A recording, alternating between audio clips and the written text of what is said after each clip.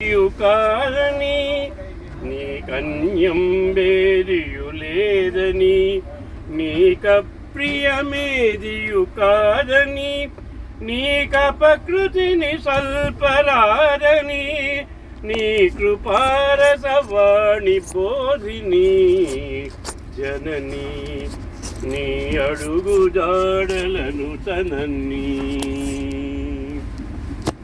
నీకపకృతిని స్వల్పరాదని నీ కృపారసవాణి బోధిని జనని నీ అడుగు జాడలను తనని నీ దివ్య రూపమును కనని జనని నీ అడుగు జాడలను తనని నీ లీలామయ కథ వినని నీ సన్నిధిని సదా మనని జనని నీ అడుగు జాడలను తనని జనని నీ అడుగు జాడలను తనని. రామదాస్ గారు ఏ ఊరు నుంచి సార్ మీరు? హైదరాబాద్. ఆహాహా, అందరి బాధ పోగొట్టడానికి హైదరాబాద్ నుంచి వచ్చారా? ఎంత ఏంటి, ఎవరు రచన ఇది? ఇది మా నాన్నగారు తాడేపల్లి వెంకట సుబ్రహ్మణ్య శాస్త్రి గారు రాసింది. మా తండ్రి గారు తాడేపల్లి వెంకట సుబ్రహ్మణ్య శాస్త్రి గారు రాశారు. ఎంత అద్భుతంగా ఉంది కాదు అసలు. ఒకసారి కాదు విన్నారా జనని? అదే మీరు అంటే కాస్త కవి హృదయం ఉంటే మన లోపల ఎంతో మార్పు వస్తుంది. ఎంత అద్భుతంగా రాశారు వారు. ఏమిటబ్బా, సినిమా పాట కాదు, ఇంకెక్కడా విన్నది కాదు. అలా వింటూ ఉంటే ఆ పంక్తులన్నీ ఎంత చక్కగా పొందికగా పేర్చబడి అమర్చబడి అద్భుతంగా అది చాలా అద్భుతంగా ఉన్నాయి. అంటే ఇక్కడ ఒక విశేషం ఏమిటంటే, ఎవరు పాడారో ఇక్కడ ఉన్న రైల్లో 650 మంది చూడకపోవచ్చు, కానీ అందరి చెవుల్లోకి ఆ కీర్తన వెళ్ళింది. అమ్మవారిని అలా స్మరిస్తూ వారు మైమరిచిపోతూ పాడారు. అంటే వారిని మేము చూసాం కాబట్టి మీకు చెప్పగలుగుతున్నాం. మనందరి లోపల కూడా భక్తి ఉంది, మనందరి లోపల శక్తి ఉంది. మనందరం చాలా గొప్ప శక్తి కలిగిన వాళ్ళం.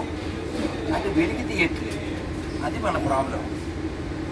స్వామి వివేకానంద చెప్తారు, ప్రతి జీవిలో దివ్యత్వం గర్భితంగా ఉంది,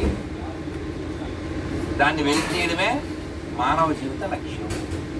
కాబట్టి బుద్ధిమంతుడైన వాడు సమయాన్ని ఎలా గడుపుతాడు అంటే, ఇదిగో కవిత్వం, సాహిత్యం, సంగీతం అవి కాలో గచ్చతి ధీమత. అంటే కవిత్వం ద్వారా, సాహిత్యం ద్వారా, సంగీతం ద్వారా బుద్ధిమంతుడైన వాడు కాలం గడుపుతాడు. నాన్న అంత దూరం వినపడుతుందా? వారికి ఇచ్చింది వినపడుతుందో లేదు. అందుకని ఇక్కడ రైల్లో మనం అందరం ఒకరికొకరు పరిచయం ఉండకపోయినప్పటికీ మన కలిపిన వాడు భగవంతుడు. నువ్వు మహాదేవ అన్నా వాసుదేవ అన్నా మన కలిపిన వాడు ఆయనే. మనం చక్కగా నిన్న చూసారా, ఎంత అదృష్టం అండి. ఉదయం ఏమో శివదర్శనమా, రాత్రి కేశవ దర్శనమా? చెప్పండి. ఉదయమే కాశీలో శివయ్యని, రాత్రి ఏమో రామయ్యని. మరి మనం అన్నమయ్య సాంగ్ మనం పాడాలా వద్దా? ఇదిగాక సౌభాగ్యం, ఇదిగాక తపము, మరి ఇదిగాక వైభవం బింకొకటి కలదా. నిన్న అయోధ్యలో రమేష్ అయ్య గారితో కలిసి వెళ్ళాం. చాలా చక్కగా దగ్గరగా దర్శనం అయిపోయింది. మేము 2 నెలల క్రితం వచ్చాం. అప్పుడు అయిన దాని మీద నిన్న అయ్యింది చాలా తృప్తినిచ్చింది. అంటే సమయం తక్కువే ఉన్నాం, రోజుల కొద్దీ లేం. నైమిషారణ్యంలో కావచ్చు, అయోధ్యలో కావచ్చు, కానీ తృప్తి టన్నుల కొద్దీ ఉంది. ఎందుకంటే ముఖ్యమైనవన్నీ మనం దర్శించి స్పర్శించి స్మరించుకోగలుగుతున్నాం. ఇంత పెద్ద యాత్ర ఇన్ని వందల మంది అన్నీ సక్రమంగా చూసుకోవడానికి ఒక 100 మంది, ఎక్కడైనా ఒక 10%, 5% ఎక్కడైనా మానవ సహజమైన పొరపాటు జరిగితే మనం దాన్ని చూసి కూడా చూడనట్టుగా వెళ్ళగలిగితే ఈ కుటుంబ యాత్రగా ఇది మిగిలిపోతుంది. కంప్లైంట్లు చెయ్యొద్దు అని కాదు, కానీ చిన్న చిన్నవి మనం పెద్దగా చేసుకోకుండా. అయినా ఇప్పుడు మీరు గమనించండి, మనం బయలుదేరి 6 రోజులు అయిపోయిందా, ఎక్కడ ఎవరి దగ్గర ఏ కంప్లైంటు పెద్దగా ఏమీ లేకుండా అలా ఏమంటారు నల్లేరు మీద నడకలా వెళ్ళిపోతున్నాం కదా. ఇలా యాత్రలు ఎన్నో మనం చేసి మధురానుభూతిని పొందాలి. అవి ఏమవుతాయంటే శంకర్ల వారు చెప్పారే, భజ గోవిందం భజ గోవిందం గోవిందం భజ మూఢమతే సంప్రాప్తే సన్నిహితే కాలే నహి నహి రక్షతి నృకుంకరణే భజ గోవిందం భజ గోవిందం. కాబట్టి మనకున్న పాండిత్యమో ధనమో పేరో పదవో ఇవేదో ఉద్ధరిస్తాయి అనుకోకండి. అందుకే శంకర్ల వారు మొట్టమొదటి శ్లోకంలోనే గర్వం ఏమన్నా వస్తే దాన్ని తుంచుకోమని చెప్పడానికి పండితుల్లాంటి వాళ్ళకే మొదటి చొరక వేశారు, పామరులకు కాదు. ఎందుకంటే విద్యామదం చాలా ప్రమాదం.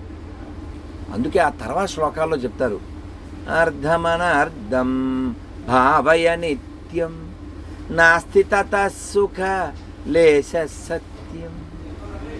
ఎప్పుడండి? ఓ 1500 సంవత్సరాల క్రితం, ఓ 2000 సంవత్సరాల క్రితం చెప్పారు. పుత్రాదపి ధన భాజాం భీతి సర్వత్రైకా విహితారీతి భజ గోవిందం భజ గోవిందం. ఆ తర్వాత శ్లోకాల్లో ఒక శ్లోకం నాకు చాలా ఇష్టం. మా కురు ధన జన యౌవన గర్వం హరతి నిమేష కాల సర్వం మాయామయమిదం అఖిలం హిత్వా బ్రహ్మపదం త్వం ప్రవిశ విదిత్వా భజ గోవిందం భజ గోవిందం గోవిందం భజ మూఢమతే. ఎంత ఇచ్చారండి. మనం దౌర్భాగ్యులం కాకపోతే శంకర సాహిత్యం వ్యాసుల వారి సాహిత్యం అంత కాకపోయినప్పటికీ అంతతో సమానమైన సాహిత్యం ఎంత ఇచ్చి వెళ్ళారు. ఒక్క ఒక్క ఒక్క మోహముద్గరం అని పిలువబడేటువంటి ఈ భజగోవిందం చాలదా నేను ఉద్ధరించడానికి? నువ్వు అబ్బా భలే పాడిందండి ఎంఎస్ సుబ్బలక్ష్మి గారు అంటారంతే, కానీ మనకి అది పట్టట్లేదు. ఒక్క శ్లోకం పడితే చాలు, ఒక్క శ్లోకం పడితే చాలు, అవి తప్పనిసరిగా. అందుకని మనం అందరం పాడుకుంటూ ఆడుకుంటూ నవ్వుకుంటూ సంతోషంగా ఆహ్లాదంగా ఈ ఆధ్యాత్మిక యాత్ర చేద్దాం. అయ్యో ఆనందం, అయ్యో తప్పనిసరి. తల్లులు అయ్యో అమ్మా తల్లులు, మీరు రాకుంటే మీరు లేకుంటే మేమున్నామా? కాబట్టి మీరు పాడాలి, మేము వినాలి. అమ్మా నమ పార్వతీపతయే హర హర మహాదేవ శంభో శంకర. స్వస్తి.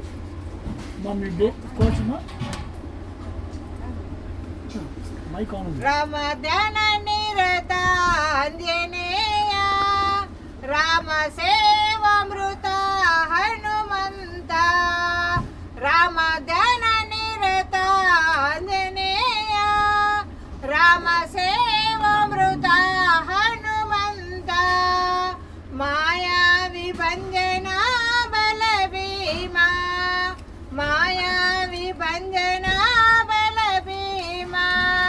మార విషయ గణ రామదూత మార విషయ గణ రామదూత ముని గుణ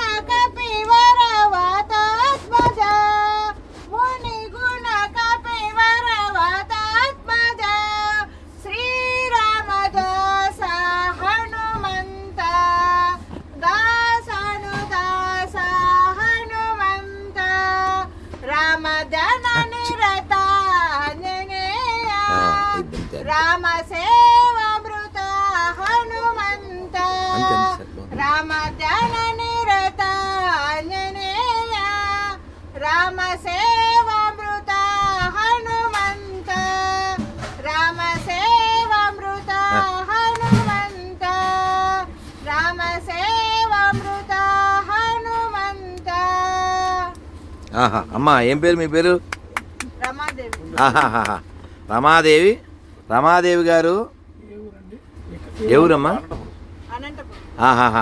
రామ ధ్యాన, రాముణ్ణి ధ్యానించేటువంటి హనుమంతుణ్ణి రమాదేవి గారు చక్కగా కీర్తించారు. అనంతపురం A1 నుంచి వచ్చారు, A1గా పాడారు. మా చప్పట్లు మీకు అందరికీ వినపడకపోవచ్చు కానీ దుప్పట్లో పడుకున్నారు కాబట్టి. కానీ అసలు రాత్రిపూట ఇలా భజన భాగ్యం కదా. ఏదో పురందాస్ చెప్పినట్టు భాగ్యాద లక్ష్మీ బారమ్మ నమ్మమ్మ సౌభాగ్యాద లక్ష్మీ బారమ్మ. అమ్మా మీ పేరమ్మా? జయశ్రీ నువ్వు పాట పాడమ్మా. మడకశిర అనంతపురం జిల్లా. అనంతపురం జిల్లా తెలుసమ్మా. భలేవారు భలేవారు. ఆనందం పాడండి. జయశ్రీ గారు జయం జయం.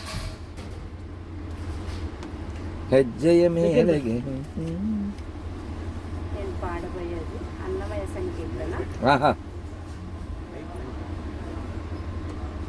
కలిగి నీదే నాకు కైవల్యము తొలుతనెవరికి నీ దొరకనిది కలిగి నీదే నాకు కైవల్యము తొలుతనెవరికి నీ దొరకనిది కలిగే నిదే నాకు కైవల్యము. జయ పురుషోత్తమ జయ పీతాంబర జయ జయ కరుణా జలనిధి జయ పురుషోత్తమ జయ పీతాంబర జయ జయ కరుణా జలనిధి దయయరుంగనే ధర్మమునెరుగన దయయరుంగనే ధర్మమునెరుగన క్రియ ఇది నీ దివ్య కీర్తనమే దయయరుంగనే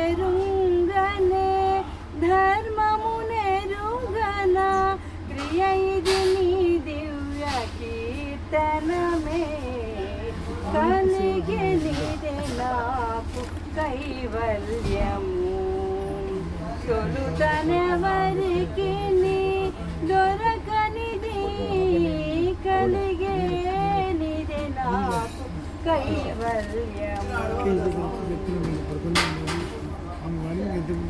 శరణము గోవింద శరణము కేశవ శరణు శరణు శ్రీ జనార్దన శరణము గోవింద శరణము కేశవ శరణు శరణు శ్రీ జనార్దన పరమ మెరుంగను భక్తి ఎరుంగను పరమ మెరుంగను భక్తి ఎరుంగను నిరతము నాగతి నీ దాస్యమే పరమ మెరుంగను భక్తి ఎరుంగను నిరతము నాగతి నీ దాస్యమే కలిగే నిదే నాకు కైవల్యము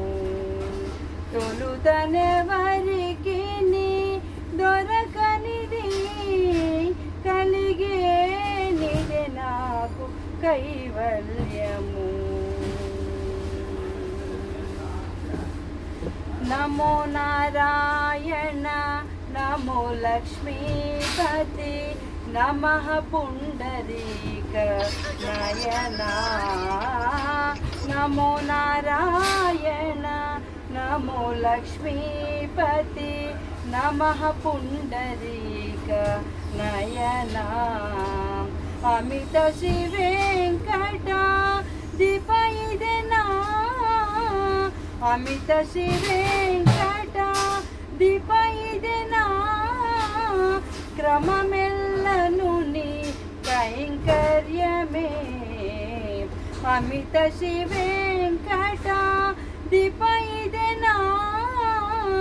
క్రమమెల్లను నీ కైంకర్యమే కలిగెనిదే నాకు కైవల్యము తొలుతనెవరికి నీ దొరకనిది కలిగేనిదే నాకు కైవల్యము గోవింద హరి గోవింద